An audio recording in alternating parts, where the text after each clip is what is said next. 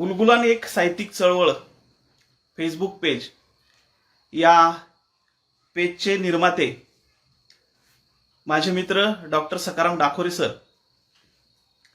आज 15 नोव्हेंबर 2021 जननायक बिरसा मुंडा जयंती या जयंतीच्या निमित्तानं आपण या ऑनलाईन व्याख्यानाच्या माध्यमातून एकत्र भेटत आहोत।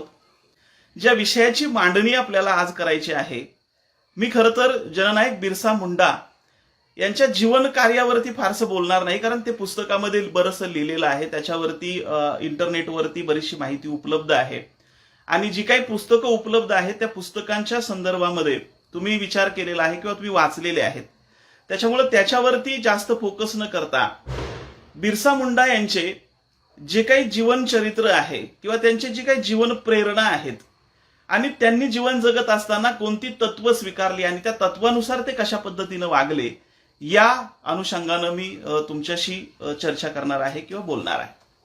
मित्रांनो, सर्वांना जननायक बिरसा मुंडा यांच्या जयंतीच्या शुभेच्छा देतो।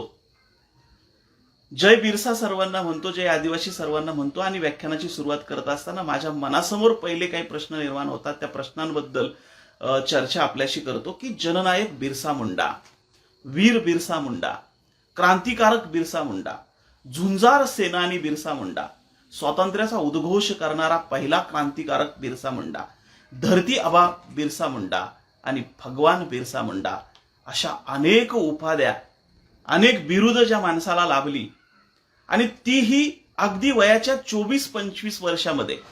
म्हणजे बिरसा आबांचा जन्म जर आपण पाहिला तर 15 नोव्हेंबर 1825 अवघ्या 24-25 वर्षाचं आयुष्य लाभणाऱ्या या माणसाला इतकी बिरुद का लागलेली असतील, असा प्रश्न पहिल्यांदा आपल्याला पडला पाहिजे की ज्या माणसानं आदिवासी समाजामध्ये जन्म घेतला, आदिवासी समाज ज्या कष्टकरी समाजाचं नेतृत्व करतो, जे हाल अपेष्टा त्यांनी लहानपणामध्ये सहन केलेले आहेत, त्याच सगळी वस्तुस्थिती, तीच सगळी वास्तवता त्यांच्याही वाट्याला आलेली असताना सुद्धा अवघ्या 25 वर्षाच्या कालखंडामध्ये, 25 वर्षाच्या आयुष्यामध्ये इतकी बिरुद एखाद्या माणसाला जेव्हा लागतात, तेव्हा निश्चितच त्या माणसाचं कार्य, त्या माणसाचं कर्तृत्व, त्या माणसाची नीतिमत्ता, त्या माणसाचं क्रांतिकारित्व हे निश्चित आघात असलं पाहिजे आणि म्हणूनच या माणसाला इतकी जननायक अर्थ आपण समजून घेतले पाहिजेत। भगवान बिरसा मुंडा असं का म्हणावंसं वाटलं, झुंजार सेनानी असं का म्हणावंसं वाटलं किंवा वीर ही पदवी त्यांना का द्यावीशी वाटली, याबद्दल आपल्याला पहिल्यांदा आदिवासी समाजातील तरुणांना आणि इतर समाजातही लोकांना विचार करणं गरजेचं आहे की 25 वर्षाच्या कालखंडामध्ये या माणसानं एवढं असं काय महान कार्य केलं की त्यांना इतकी असंख्य बिरुदं लागलेली आपण पाहतो। खरं तर बिरसा मुंडा आपल्याला कधी माहिती झाले, बिरसा मुंडांचं साहित्य किंवा त्यांचं कार्य आपल्या समोर कधी आलं, जगाला बिरसा मुंडांची ओळख कधी झाली? मला वाटतं राजीव गांधींना मरणोत्तर जेव्हा बिरसा मुंडा हा पुरस्कार दिला, तेव्हा मग बिरसा मुंडा हे नाव कोण आहे किंवा बिरसा मुंडा कोण आहे त्याचा शोध सुरू झाला। तोपर्यंत जगाला बिरसा मुंडा म्हणजे कोण किंवा बिरसा मुंडांचं कार्यकर्तृत्व काय आहे हे फारसं ज्ञात नव्हतं। मुळात इतिहासामध्ये आदिवासी क्रांतिकारकांची ओळख ती किती लिहिली गेलेली आहे याचा जर आपण लेखाजोखा तपासायचा प्रयत्न केला तर स्वतंत्र युद्धामध्ये, स्वतंत्र लढ्यामध्ये एवढं प्रचंड योगदान असताना सुद्धा आदिवासी क्रांतिकारकांचा जो काही कार्य आलेख आहे तो रेखाटलाच गेला नाही, म्हणून बिरसा मुंडांसारख्या क्रांतिकारकांची ओळख सुद्धा जगाला नव्हती। आणि मग हा पुरस्कार जेव्हा राजीव गांधींना मिळाला, तेव्हा राजीव गांधींसारख्या महान माणसाला, नेत्याला या क्रांतिकारकाच्या नावानं पुरस्कार मिळतोय, म्हणून हा क्रांतिकारक कोणीतरी महान असला पाहिजे, कोणीतरी मोठा असला पाहिजे। मग बिरसा मुंडांच्या संदर्भातली चर्चा सुरू झाली। त्यांचा जन्म झारखंड प्रदेशातील रांची जिल्ह्यातील उलीहातू हे गावी झाला। लहानशा खेड्यामध्ये एका गरीब कुटुंबामध्ये जन्मला। त्यांचा जन्म जेव्हा झाला तेव्हा धूमकेतू आकाशामध्ये होता ही एक ओळख सांगितली जाते। सुगना हे त्यांचे वडील आणि कर्मी ही त्यांची आई। मला वाटतं या इतिहासामध्ये मी फार रमणार नाही, कारण हेच मला सगळं माहिती आहे की त्यांचं नाव बिरसा मुंडा का ठेवलं गेलं। आदिवासी संस्कृती जर आपण चांगल्या पद्धतीने अभ्यासली असेल किंवा आपल्याला जर माहिती असेल तर आदिवासींमध्ये वारांच्या नावानुसार मुलांचा जन्म झाला, ज्या वाराला मुलांचा जन्म होईल त्या वाराच्या दिवशी त्या मुलाचं त्या वारानुसार नाव ठेवलं जायचं। मग सोमवार जन्म झाला असेल तर सोमे असेल, सोमी असेल, मंगळवारी जन्म जर झाला तर मंगळे असेल, मंगळी असेल, बुधवारी जन्म झाला तर बुध्या असेल, बुधी असेल, किंवा गुरुवारचा जन्म हा बिरसा मुंडांचा आहे, बृहस्पतिवार म्हणून बिरसा अशा पद्धतीने त्यांचं नाव ठेवलं गेलं. मग त्यांच्या आयुष्याला जी काही सुरुवात झाली, मग त्यांचं लहानपण असेल, बालपण असेल, या सगळ्या गोष्टींचा थोडक्यात परिचय करून आपण मग पुढे बिरसा मुंडांचं जे काही तत्वज्ञान आहे त्या तत्वज्ञानाचा विचार करणार आहोत. बालपण, आपलं जे बालपण आहे, मी म्हणेल आदिवासी क्रांतिकारकांमध्ये गोविंद गारे साहेबांचं जे बालपण आहे, तुमचं जे बालपण आहे, माझं जे बालपण आहे, आपण अगदी खेड्यामध्ये घालवलेलं आहे. कष्टकरी समाजातून आपण आलेलो आहोत, परिश्रम प्रचंड केलेला आहे, शिक्षणासाठी संघर्ष केलेला आहे. हा सगळा संघर्ष मला बिरसा मुंडांच्या जीवनासंदर्भामध्ये किंवा त्यांच्या जीवनचरित्रामध्ये दिसतो. मग लहानपणात शेळ्या चारायला जाणं असेल, बासरी वाजवणं असेल, हे सगळं त्यांनी उपभोगलं आहे, अनुभवलेलं आहे. परंतु त्यांच्या लहान वयात सुद्धा त्यांच्या मनामध्ये असणारी जी काही समाजाबद्दलची आत्मीयता आहे, समाजाबद्दलची जिज्ञासा आहे, समाज जाणून घ्यायची, समाजाची वैचारिकता समजून घेण्याची, समाजातील अंधश्रद्धा समजून घेण्याची जी एक वैचारिक कल्पकता त्यांच्या मनामध्ये होती, ती मात्र आपल्यामध्ये कुठेतरी दिसत नाही. म्हणून आज आपण त्यांच्या मार्गावरती जरी एका अर्थानं चाललोय असं म्हटलं असं तरी त्यांचा मार्ग पूर्णतः स्वीकारलाय असं म्हणता येत नाही. म्हणून आपल्यातल्या ज्या कमतरता आहेत, आपल्यातल्या ज्या उणीवा आहेत, त्या उणीवा जर शोधायच्या असतील तर आपल्याला बिरसा मुंडांचं चरित्र, बिरसा मुंडांचं जीवन, बिरसा मुंडांचं कार्य हे कशा पद्धतीनं झालं, कशा पद्धतीने सुरू झालं, कशा पद्धतीनं त्यांनी समाजाचं संघटन केलं, कशा पद्धतीने त्यांनी नेतृत्व केलं, कशा पद्धतीने अंधश्रद्धा या गोष्टींवरती मात करून विज्ञानवादी दृष्टिकोन स्वीकारला, या सगळ्या गोष्टींचा विचार आपल्याला करावा लागणार आहे. म्हणजे सुरुवातीला जेव्हा ते शाळेत जायला लागले, शिक्षणाबद्दलचं त्यांचं प्रेम जर आपण पाहिलं तर त्यांनी जो काही पायपीट केली होती, जो काही पायी प्रवास केला होता आणि आपल्या भाव जिथे होता तिथे ते जाऊन ते शिक्षणासंदर्भातला जेव्हा विचार करत होते तेव्हा त्या गोष्टी आपल्या लक्षामध्ये येतील. खरं तर त्या मिशनरी शाळेमध्ये त्यांना प्रवेश मिळत नव्हता, परंतु हा मुलगा इतक्या लांब शिक्षणासाठी चालत आलेला आहे, त्याचे पाय सुजलेले आहेत. शिक्षणाप्रती असणारं त्यांचं प्रेम, शिक्षणाप्रती असणारी त्यांची आत्मीयता, शिक्षणाप्रती त्यांची असणारी निष्ठा, याच गोष्टींमुळे त्यांना शाळेमध्ये प्रवेश मिळाला होता. परंतु शाळेमध्ये प्रवेश मिळाल्यानंतर खरं तर ती ख्रिस्ती मिशनऱ्यांची शाळा होती. ख्रिस्ती मिशनऱ्यांचा जो काही मुख्य उद्देश होता तो मुख्य उद्देश धर्मप्रसाराचा होता. इंग्रजांचं जे काही शिक्षण पद्धती होती ती सुद्धा एक तुम्हाला कारकून बनवण्याची शिक्षण पद्धती होती. आणि मग हे शाळेत शिक्षण चालू असताना जेव्हा बिरसा मुंडा विचार करतात की अरे हे जे तत्वज्ञान आहे हे माझ्या तत्वज्ञानापेक्षा, माझ्या आदिवासी धर्मापेक्षा, माझ्या नीतिमूल्यांपेक्षा काहीतरी वेगळं आहे आणि आपल्याला चोर लुटारू ठरवणारं आहे, आपल्यावरती अन्याय करणारं आहे, आपल्यावरती अत्याचार करणारं आहे, आणि अशा तत्वज्ञानातून, अशा शिक्षणातून माझ्या आदिवासी समाजाचा कधीही उद्धार होणार नाही, ही गोष्ट त्यांना समजायला लागली. म्हणजे विचार प्रक्रिया त्यांची सुरू झाली.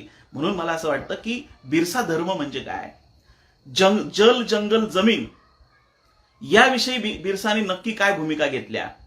म्हणजे जर समजा दुष्काळ पडलेला आहे अशा अवस्थेमध्ये सुद्धा हे सावकार, ठेकेदार, इंग्रज आपल्याकडे जर कर मागणार असतील आणि जंगलाचे आपले सगळे हक्क अधिकार जर काढून घेत असतील तर यांचं जे काही आपल्यावरती असणारी जी काही कावेबाजी आहे ती कितपर्यंत सहन करायची, त्याला विरोध कुठेतरी आपण करणार आहोत की नाही. आणि म्हणून 10 ऑक्टोबर 1894 मध्ये वन शुल्क माफीचा पहिला लढा जो आहे तो बिरसा मुंडांनी सुरू केला. त्यांच्या जीवन परिचयातल्या थोडक्यात काही 23 ऑगस्ट 1895 मध्ये त्यांना अटक झाली. 2 वर्षात त्यांची सुटका झाली.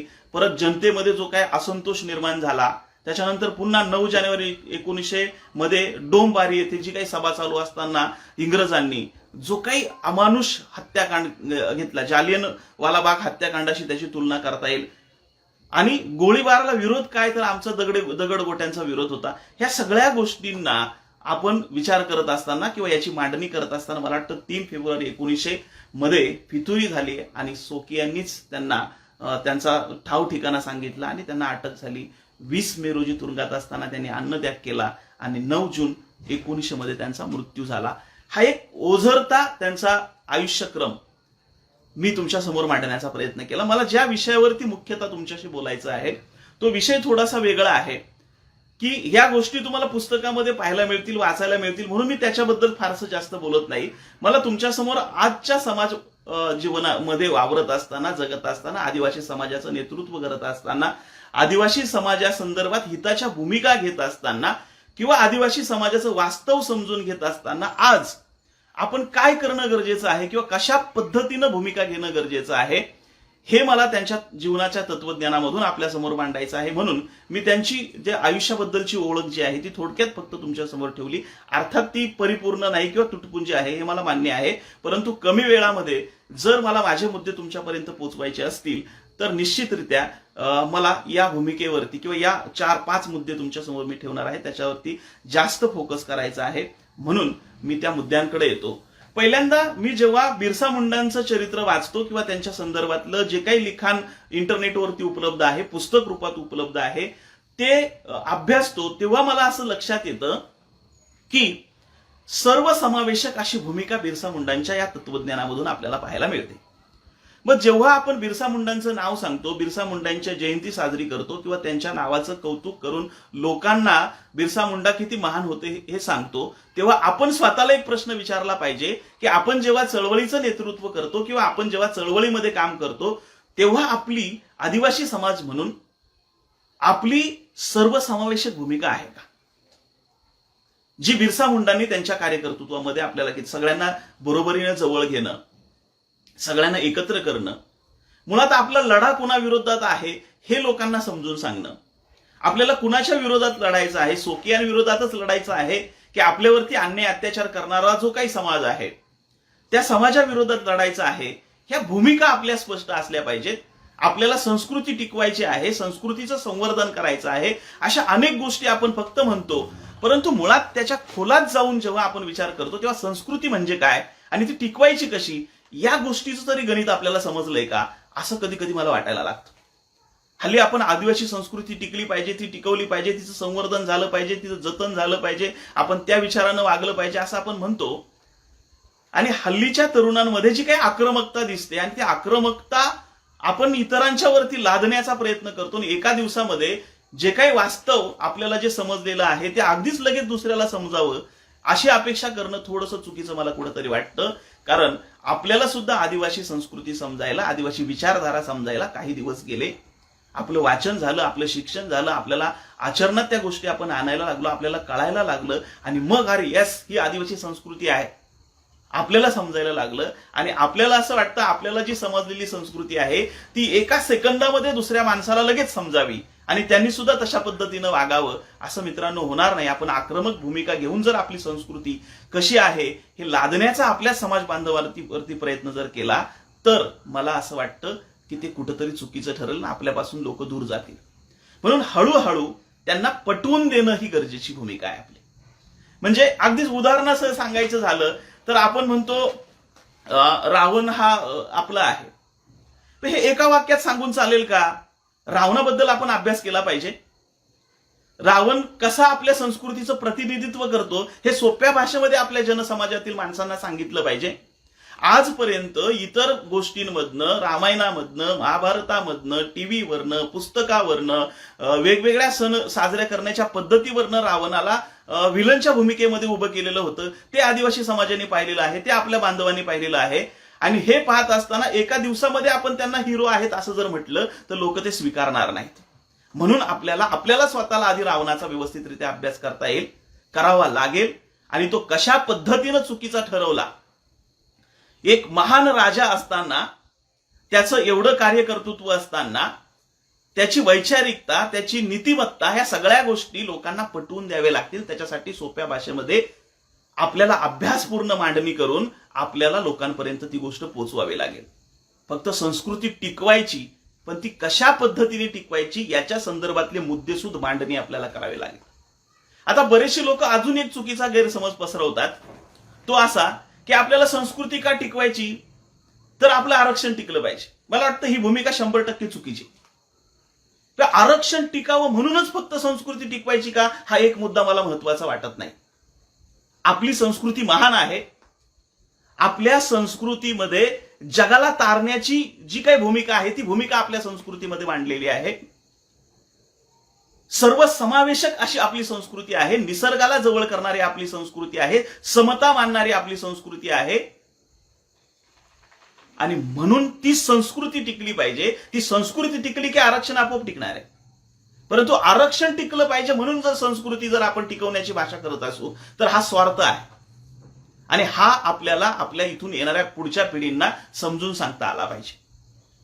आरक्षणासाठी संस्कृती हा मुद्दा चुकीचा आहे. म्हणून आपण जे तरुणांवरती आपल्या समाजावरती जे काही मांडण्याचा प्रयत्न करतोय, जे काही लादण्याचा प्रयत्न करतोय, ते आधी आपल्याला नीट समजलंय का, ही गोष्ट महत्वाची आहे. म्हणून मला असं वाटतं की आरक्षण मिळावं म्हणून संस्कृती टिकावी ही भूमिका स्वार्थवादाची होईल. आणि म्हणून आपल्याला आपली संस्कृती महान आहे, श्रेष्ठ आहे, ती संस्कृती टिकवणं गरजेचं आहे. ती कशी टिकवायची याविषयी मी पुढे बोलणार आहे.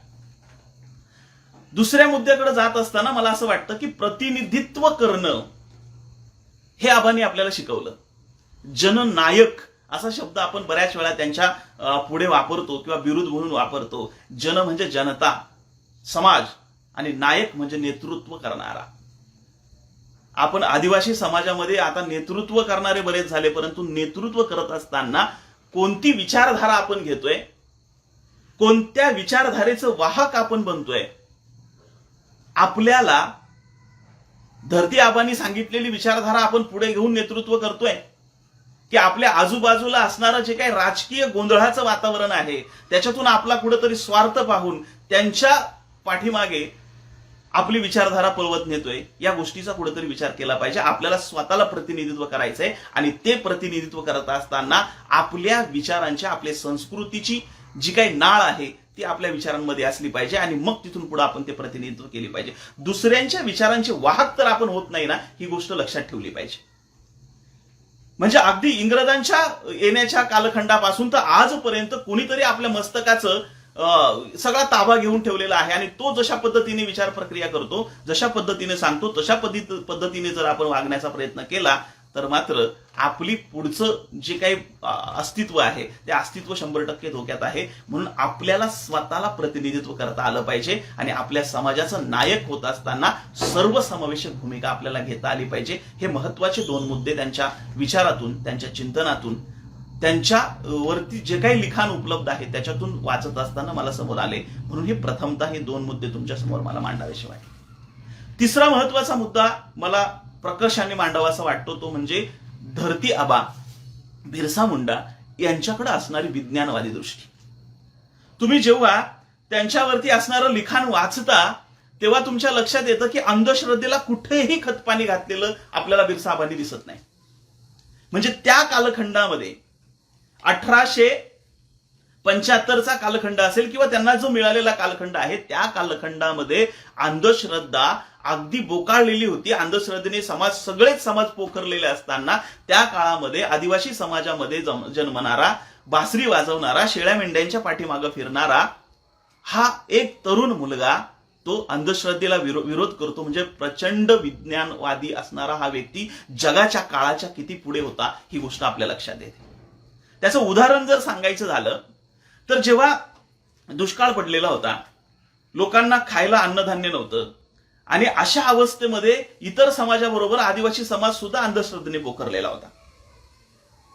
आणि मग घरातलं एखादा माणूस जर त्याचा मृत्यू झाला तर त्या माणसाला दफन केलं जायचं, पुरलं जायचं आणि ते पुरल्यानंतर त्याच्या अंगावरती असणारे दागिने किंवा घरातले दागिने त्या माणसाबरोबर पुरले जायचे. घरात एकीकडे अन्न नाही, एकीकडे खायला उपासमार आपण सहन करतोय आणि अशा स्थितीमध्ये जर आपल्या घरातलं सोनं कुठंतरी जमिनीमध्ये विनाकारण पुरलं जाणार असेल तर हे चुकीचं आहे असं आबांना वाटलं आणि मग त्यांनी ते प्रेतातलं सोनं काढून आणलं. परंतु ही घटना कोणीतरी पाहिली आणि पाहिल्यानंतर ती गावात पसरली. गावात पसरल्यानंतर आबांच्या घरीपर्यंत ती पोचली आणि वडला यांच्या आईला, कुर्मीला प्रचंड राग आला की आबांनी असं करायला नको होतं. परंतु ते सोनाराकडे जाऊन त्यांनी ते सोनं विकलं आणि त्याच्यानंतर त्याचं धान्य आणलं, तांदूळ आणले आणि घरातल्यांना अन्न खायला घातलं. मला वाटतं ही भूमिका त्या कालखंडामध्ये, त्या काळात घेणं, आज ही गोष्ट आपण करू शकतो कारण आज जग बरंच पुढे गेलेलं आहे. बऱ्याचशा गोष्टी आज माणसांनी किंवा समाजाने स्वीकारलेल्या आहेत, परंतु पहिल्यांदा स्वीकारायला लावणं हे काम फार मोठं आहे असं मला वाटतं. आणि म्हणून त्या प्रेतातलं सोनं असेल किंवा घरातून मग नंतर त्यांना भूत प्रेत ह्या गोष्टी सुद्धा ते मानत नसल्यामुळे त्यांना हाकलून दिलं गेलं. की देवीची जी काही साथ आलेली आहे ती केवळ बिरसा अशा पद्धतीनं वागतो, धर्मभ्रष्ट त्यांनी केलेला आहे म्हणून ती आलेली आहे, त्याला गावाच्या बाहेर हाकलून दिल्यानंतर मग कदाचित ही देवीची साथ कमी होईल. आबांनी त्यावेळेस विचार केला की माझ्या गावातून बाहेर जाण्यामध्ये जर गावाचं हित असेल तर निश्चितरित्या मी ते स्वीकारतो आणि ते बाहेर जातात, परंतु ती साथ काही कमी होत नाही. माणसं त्या साथीमध्ये पटापट मरायला लागतात आणि मग परत एकदा लोक या भगवान बिरसा मुंडाला आपलंसं करण्याचा प्रयत्न करतात आणि या सगळ्या ज्या काही साथीमध्ये जे काही हाल सहन करावे लागत होते माणसांना त्याची सेवा करण्याचं काम आबा करण्याचा प्रयत्न करतात. म्हणून विज्ञानवादी दृष्टी ही त्यांच्याकडे होती असं मला वाटायला लागतं. ती आज आपल्याकडे अजूनही नाहीये. दुर्दैव असं आहे की आपण फक्त शिकलो, आपण स्वतःला सुशिक्षित म्हणतो, परंतु प्रत्येक मुद्द्याकडे बघण्याची जी काही दृष्टी आहे ती दृष्टी आपल्याकडे आली आहे का हा मुद्दा फार महत्वाचा आहे. आणि म्हणून चौथ्या मुद्द्याकडे जात असताना किंवा पुढच्या मुद्द्याकडे जात असताना मला असं वाटतं की त्यांची वैचारिकता, त्यांची विचार करण्याची पद्धत ही किती प्रगल्भ होती त्या कालखंडामध्ये याच्यातल्या काही उदाहरणावरून आपल्या लक्षामध्ये येऊ शकते की धर्मगुरू, ख्रिश्चन धर्मगुरू जेव्हा शाळेमध्ये प्रवचन देत होते, शिकवत होते, तेव्हा वेगवेगळ्या त्या धर्माचं प्रतिनिधित्व करणारी माणसं धर्माचा प्रचार प्रसार करत होती, परंतु त्याच वेळेस आबांच्या लक्षात येत होतं की ही गोष्ट आपल्या हिताची नाही.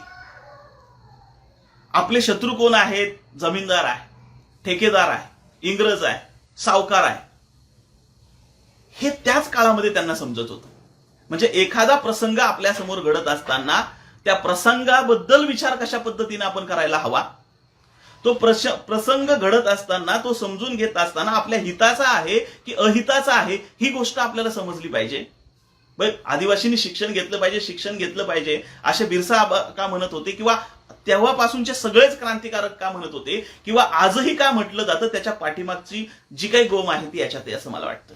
कारण शिक्षणानं माणसाला खरं काय खोटं काय समजतं, सत्य काय असत्य काय समजतं, आपला फायदा कुठे आहे, आपला तोटा कुठे आहे हे समजतं, आपल्या हिताचा विचार करणारे कोण आहेत, आपल्या अहिताचा विचार करणारे कोण आहेत, आपले शत्रू कोण आहेत, आपले मित्र कोण आहेत हे समजतं. त्यामुळे शिक्षणामुळे वैचारिकता विकसित होते आणि त्याच्यासाठी शिक्षणाला आदिवासी समाजानं किती प्राधान्य दिलं पाहिजे हे या गोष्टीमधून आपल्याला समजतं. जेव्हा हे धर्मगुरू आपल्यावरती त्यांचा धर्म लादण्याचा प्रयत्न करत होते त्या कालखंडामध्ये आबांचं वय फार नव्हतं. 13-14 वर्ष, 10-12 वर्ष वयामध्ये ह्या गोष्टी समजणं, विचारशीलता असणं, चिंतन करणं एखाद्या विषयाचं, ही गोष्ट आजच्या तरुणांनी स्वीकारली पाहिजे असं मला वाटतं. कारण बऱ्याच वेळा आता आपण कुठलंही विचार न करता एखादी गोष्ट लगेच स्वीकारतो आणि लगेच त्या कार्याने पुढे जाण्याचा प्रयत्न करतो, त्या मार्गाने पुढे जाण्याचा प्रयत्न करतो. मला वाटतं मी जे काही बोलतोय हे सुद्धा तसंच्या तसं न स्वीकारता त्याच्यावरती सुद्धा चिंतन झालं पाहिजे असं मला वाटतं. आणि जे त्या चिंतनातून बाहेर पडतं ते आपल्या समाज हिताचं आहे असं मला वाटेल किंवा मला वाटतं. आणि म्हणून अशा पद्धतीनं मित्रांनो आपण विचारशील असलं पाहिजे, चिंतनशील असलं पाहिजे, प्रत्येक गोष्ट आपण तपासून घेतली पाहिजे. आपल्यामध्ये वैर करण्यापेक्षा, आपल्यामध्ये एकमेकाला नावं ठेवण्यापेक्षा, 10 वेगवेगळ्या चळवळी उभे करण्यापेक्षा एकोपा करून आपल्याला सर्वसमावेशक भूमिका जर घेता आली तर याच्यामध्येच आदिवासी समाजाचं हित आहे असं मला वाटतं. आणि म्हणून वैचारिकता, विचारशीलता, चिंतनशीलता हा मुद्दा मला त्यांच्या एकंदरीत त्यांच्या जीवनचरित्रामध्ये महत्वाचा वाटतो. सर्वसमावेशक भूमिका याच्याबद्दल मी बोललो. संस्कृती कशा पद्धतीने टिकवली पाहिजे.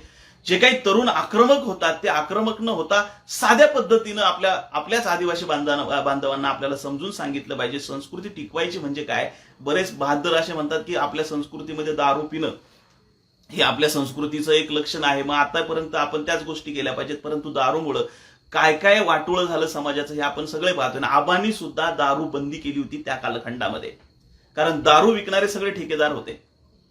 त्या ठेकेदारांचा कावा हाच होता की दारूच्या नशेमध्ये आदिवासी समाजाला अडकवायचं, शिक्षणापासून दूर ठेवायचं, वंचित ठेवायचं. जर हा आदिवासी समाज शिकला नाही, दारूच्या व्यसनामध्ये धुंद झाला तर त्याची प्रगती होणार नाही ना आपल्याला त्यांच्यावरती राज्य करण्यासाठी सोपं जाईल. हा कावा आजही आपल्याला जर समजत नसेल आणि आपण दारू पिणं म्हणजे आपल्या संस्कृतीचं एक चांगलं लक्षण आहे आणि ते संस्कृती टिकवायची असेल तर ही गोष्ट करायला पाहिजे, असाच जर विचार करणार असेल तर कुठेतरी आपण चुकीच्या मार्गाने जाणार आहोत. म्हणजे दारू या गोष्टीला संस्कृतीमध्ये स्थान होतं, परंतु त्या पाठीमागची कथा वेगळी आहे.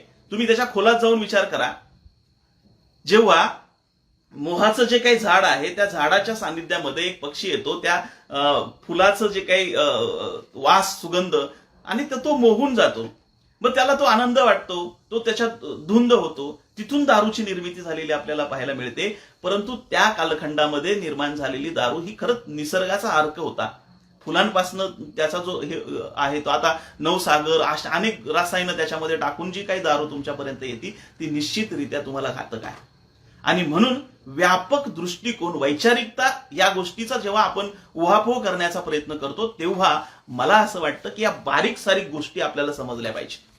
आणि ह्या जर समजत नसतील तर आपल्याला बिरसा धर्मही समजणार नाही. आणि नुसतंच फक्त जयंती आली म्हणजे आपण कुठेतरी स्टेटसला फोटो टाकला, फेसबुक पोस्ट टाकली, इतरांना शुभेच्छा दिल्या म्हणजे आपल्याला सगळा बिरसा कळाला, असं होणार नाही. म्हणून मला वाटतं छोटे छोटे मुद्दे घेऊन आपण जर त्या संदर्भात विचार करण्याचा प्रयत्न केला, हा विचार पसरवण्याचा प्रयत्न केला, 4 लोकांपर्यंत का होईना सत्य काय आहे ते पोहोचवण्याचा जर प्रयत्न केला तर निश्चितरित्या या जयंतीला आपण काहीतरी चांगलं केलं असं म्हणताय. आता मला ज्या मुख्य मुद्द्याकडे तुमचं लक्ष वेधायचं आहे तो मुद्दा आहे की ज्या खरं तर डाकोरे सरांचं मी नेहमीच अभिनंदन करतो, कौतुक करतो. कारण त्या माणसानं या फेसबुक पेजच्या माध्यमातून जवळजवळ 100-150 आदिवासी जे काही लेखक आहेत, व्याख्यात आहेत, त्यांना वेगवेगळ्या पद्धतीनं बोलतं केलं, समाजासमोर आणलं. मला वाटतं हा खूप मोठा दस्तऐवज आज त्यांच्या पेजवरती उपलब्ध आहे. त्या पेजचं नाव आहे उलगुलान साहित्यिक चळवळ. या उलगुलान शब्दाचा अर्थ काय आणि उलगुलान म्हणजे काय आणि आता त्या पद्धतीनं आपण कसा त्याचा अर्थ लावला पाहिजे या गोष्टीवरती मी मुख्यतः प्रकाश टाकणार आहे आणि त्याच्यानंतर थांबणार आहे. उलगुलान हा खरं तर मुंडारी शब्द आहे. मुंडारी भाषा, मुंडा जी आहे ती मुंडारी भाषा, याचा अर्थ आहे मुक्ती आंदोलन. म्हणजे आपल्यावरती जर अन्याय होत असेल, आपल्यावरती जर अत्याचार होत असेल, आपल्यावरती कुणीतरी जर आक्रमण करत असेल आणि आपल्या अस्तित्वालाच धोका जर निर्माण होत असेल तर या सगळ्यातून मुक्ती मिळवण्यासाठी आपल्याला प्रयत्न करावे लागतील, त्यासाठी आंदोलन करावं लागेल. हे मुक्ती आंदोलन म्हणजे उलगुलान. अजून एक उलगुलानचा अर्थ जर आपण समजून घेण्याचा प्रयत्न केला तर आपल्या लक्षात येईल की उलगुलान याचा अर्थ सर्वच बाजूनी, एकाच बाजूनी नाही, सर्वच प्रकारे आपल्याला एकाच वेळी आपल्याला आंदोलन करावं लागतं किंवा क्रांती करावी लागते, त्याला उलगुलान असं म्हटलं जातं. म्हणजे फक्त एकाच पद्धतीनं नाही किंवा एकाच बाजूने नाही, सर्व स्तरावरनं, सर्व मार्गाने एकाच वेळीच केलेला उठाव म्हणजे उलगुलान. म्हणून उलगुलानचा अर्थ समजून घेत असताना आपण खरंच या सगळ्या पातळ्यांवरती आहोत का?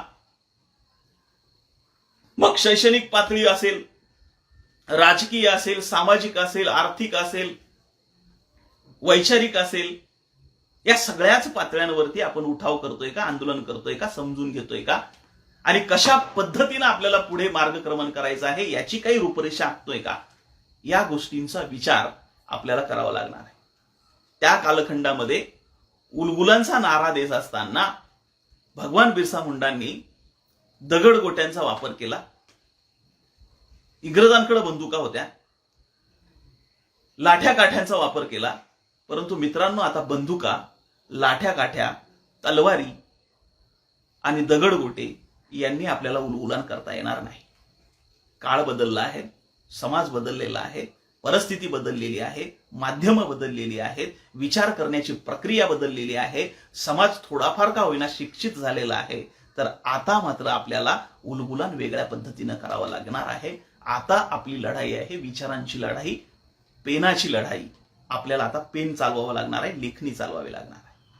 आणि मग ही लेखणी चालवत असताना आपल्याला कशा पद्धतीनं या उठावाची, उलगुलानची बांधणी करावी लागणार आहे.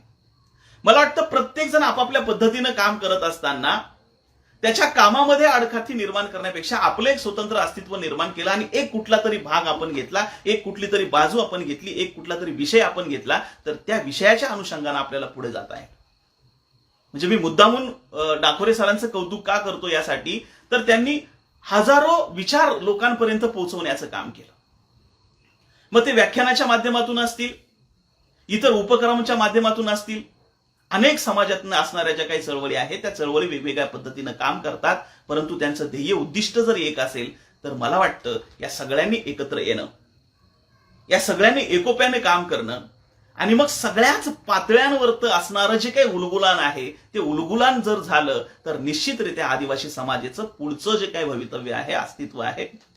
तुम्ही समाजभान नावाचं जे काही आपण मासिक काढतो त्रैमासिक, त्या मासिकामध्ये डाकोरे सरांनी एक लेख लिहिलाय.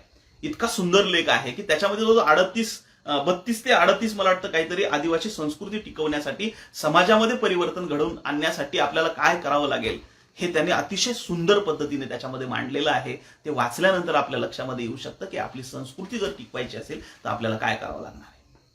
आपल्याला वाचावं लागणार आहे, आपल्याला शिकावं लागणार आहे, आपल्याला विचार करावा लागणार आहे, आपल्याला समजून घ्यावं लागणार आहे, आपली स्वतःची विचारधारा तयार करावी लागणार आहे आणि आपल्या विचारधारेची माणसं सुद्धा त्याच्या बरोबरीनं जोडावे लागणार आहे आणि सगळ्याच पातळ्यांवरती उतरावं लागणार आहे. फक्त संस्कृती टिकली पाहिजे एवढे म्हणून चालणार नाही, तर ती टिकवण्याची जबाबदारी सुद्धा आपलीच आहे. तर संस्कृती टिकली पाहिजे असे जर सगळेच जण म्हणत असतील तर मग बिघडवली कुणी, याचाही विचार आपण करायला पाहिजे ना. प्रत्येक जण म्हणतो संस्कृती बिघडली, संस्कृती टिकवली पाहिजे, परंतु त्याच्यातला मुख्य माणूस मी आहे आणि माझ्यापासून मला सुरुवात करायची आहे असं जोपर्यंत आपण म्हणत नाही तोपर्यंत आपल्याला संस्कृती टिकवता येणार नाही किंवा तिचं संवर्धन सुद्धा करता येणार नाही. म्हणून मित्रांनो, उलगुलानचा अर्थ आपल्याला समजून घेत असताना उलगुलान ही जी काही सर्वव्यापी चळवळ, सर्व बाजूनी सर्व स्तरावरून एकाच वेळी केलेला उठाव, हा उठाव आपल्याला जोपर्यंत समजून घेता येत नाही तोपर्यंत फक्त उलगुलान शब्द वापरून चालणार नाही, त्याच्या खोलात जाऊन त्याचा अर्थ आपल्याला समजून घ्यावा लागणार आहे. म्हणून ही आत्ताची असणारी जी काही विचारांची लढाई आहे, आत्ताची असणारी जी काही लेखणीची लढाई आहे, त्या लेखणीच्या लढाईमध्ये आपल्याला जागतिकीकरणामध्ये टिकायचं जर असेल तर मात्र आपल्याला त्या जागतिकीकरणामध्ये असणारे बदल जे आहेत, होणारे जे बदल आहेत, त्या बदलांना समजून घ्यावं लागणार आहे. ते बदल आपलेसे करून घ्यावं लागणार आहे आणि मग त्याच्यातून आपल्याला कुठेतरी आपली संस्कृती टिकवता येऊ शकते. आणि म्हणून या निमित्तानं खरं तर खूप कमी वेळ होता माझ्याकडं आणि त्या कमी वेळेमध्ये मला जेवढं काही तुमच्या समोर मांडण्याचा प्रयत्न करता आला किंवा मांडता आलं ते मी मांडलं. निश्चितच हे परिपूर्ण नाही याची मला खात्री आहे, कारण अगदी कमी वेळामध्ये मी तुमच्या समोर आलो आणि मी आतापर्यंत जे काही भगवान बिरसा मुंडांच्या संदर्भामध्ये वाचलं होतं, कुठं लिहिलं होतं, चर्चा केली होती, बोललो होतो, ते चिंतन तुमच्या समोर मी मांडण्याचा प्रयत्न केला. जाता जाता फक्त एवढंच सांगणार की मित्रांनो, संघर्ष केल्याशिवाय काहीच मिळत नाही. डॉक्टर बाबासाहेब आंबेडकरांना संघर्ष करावा लागला, भगवान बिरसा मुंडांना संघर्ष करावा लागला, असंख्य आदिवासी क्रांतिकारकांना संघर्ष करावा लागला, तुमच्या माझ्या पिढीला शिक्षणासाठी संघर्ष करावा लागला, येणाऱ्या पिढ्यांना सुद्धा संघर्ष करावा लागणार आहे.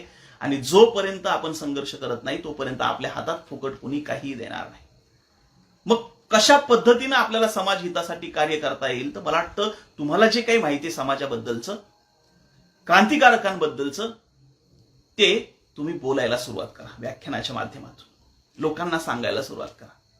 बोलणं ही सुद्धा तुमची क्रांती होऊ शकते. समाजापर्यंत विचार पोहोचवणं, समाजाच्या मस्तकामध्ये तुमचे विचार पोहोचवणं ही सुद्धा महत्वाची गोष्ट आहे. म्हणून ज्याला बोलता येते, ज्याला मांडता येते, त्यांनी मांडण्याचा प्रयत्न करा.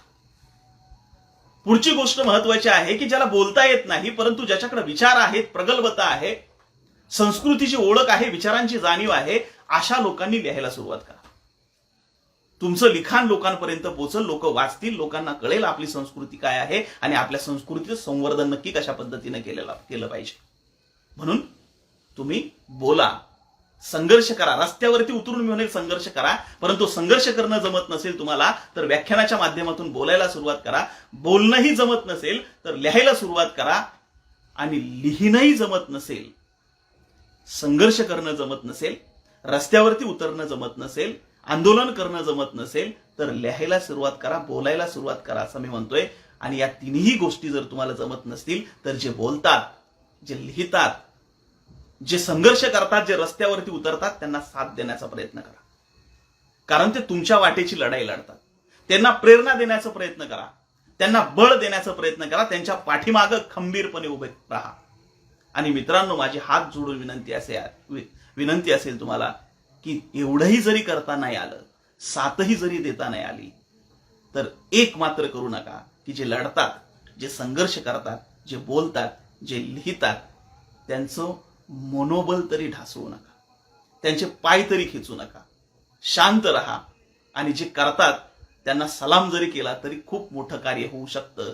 आणि म्हणून जननायक बिरसा मुंडा यांच्या जयंतीनिमित्त माझे मित्र डॉक्टर सखाराम डाखोरे सर यांनी मला आज व्याख्यानाचं आमंत्रण दिलं.